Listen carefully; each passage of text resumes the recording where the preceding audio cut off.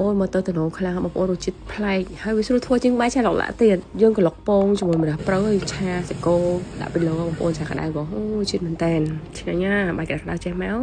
ត្រូវគ្នាអស់តោះហ្មងយើងរវល់ច្រើនហេវខ្លាំងអញ្ចឹងធ្វើមកនេះអត់ខុសទេបងប្អូនចង់ញ៉ាំអត់បងឆាអីក៏បានដែរឆាបន្លែឆាសាច់ឆាក្តៅ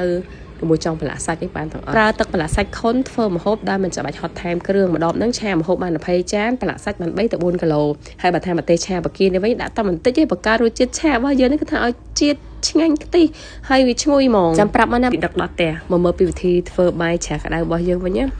ឆ្ងាញ់បងប្អូនសាច់គោយើងកុំហាន់វាល្អិតពេកហាន់វាដុំចាស់ហើយក៏ច្រាំវាកុំឲ្យបែកខ្លាំងហ្នឹងឲ្យវារៀងនៅដុំប៉ុណ្ណឹងយើងមានកូលក្រៃហាន់បន្តិចទៅម្ទេសហឹរបន្តិចទៅខ្ទឹមក្រហមបន្តិចទៅខ្ទឹមសម្រះប្រៅហាន់តែប៉ុណ្្នឹងឯងហើយយើងបែងចែកវាជាពីរផ្នែកផ្សេងគ្នាមួយយកទៅក្លុកមួយពងមួយទៀតយកទៅឆាហើយបានជាមួយនឹងបាយក្តៅៗអញ្ចឹងត្រូវគ្នាណាបងប្អូនដួសមកផ្កាប់ដាក់ចានធ្វើដូចអ្នកលក់អញ្ចឹងណាព្រោះខ្ញុំតែលក់ស្រាប់ហើយចេះតែញ៉ាំធ្វើនេះហើយមានពេលតនេធ្វើញ៉ាំខ្លួនឯងបាយក្រៅក៏បានដែរដាក់ពងទាលីពងមាន់ដាក់ម្រះប្រៅខ្ទឹមសខ្ទឹមក្រហមម្ទេស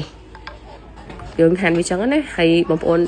មានបំរិចខុននេះនៅផ្ទះនេះយើងដាក់កន្លះលាព្រាបាយចេះមកក្លុកវាធ្វើអញ្ចឹងយើងវាថាពងទានោះឈ្ងុយអូញ៉ាំឆ្ងាញ់ញ៉ាំបងប្អូនរសជាតិប្លែកមែនតើជាណាយើងដាក់ខ្លាញ់នឹងច្រើនបាក់ភ្លើងនឹងខ្លាំងតិចទៅតម្លាក់កូនចុះកវារៀងវល់ចេះមកមិនឲ្យវាឆ្អិនខ្លាំងពេកបងប្អូនរៀងឡាក់អញ្ចឹងណាអូយដាក់ញ៉ាំមួយបាយឆ្ងាញ់ណាស់មិនទៅថាដល់ឆាសាច់គោតែកំពងប៉ុណ្ណឹងក៏ឆ្ងាញ់ដែរ2ចានហ្នឹងណាបើលក់នៅហាងមួយចាន10000ហើយស្រួលទេសាច់គោម្ដុំហ្នឹងឆាបាន2ចានតែឆ្ងាញ់ណាស់បងប្អូនប្រឡាក់ញ៉ាំមួយបាយជាមួយនឹងពងទារបស់យើងនិយាយថានឹងឈ្ងុយជាប់ភ្នែកចឹង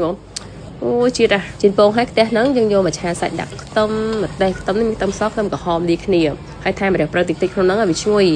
តមកយើងដាក់ទឹកផ្លាសាច់3លាព្រាបាយសម្រាប់ឆាសាច់គោ2ចានហើយមិនដាក់រសជាតិដុតទេបងប្អូនម្ទេសឆាបការបស់យើងមានរសជាតិស្រាប់ហើយយើងដាក់ម្ទេសឆាបកាតែកន្លះលាព្រាបាយចឹងមក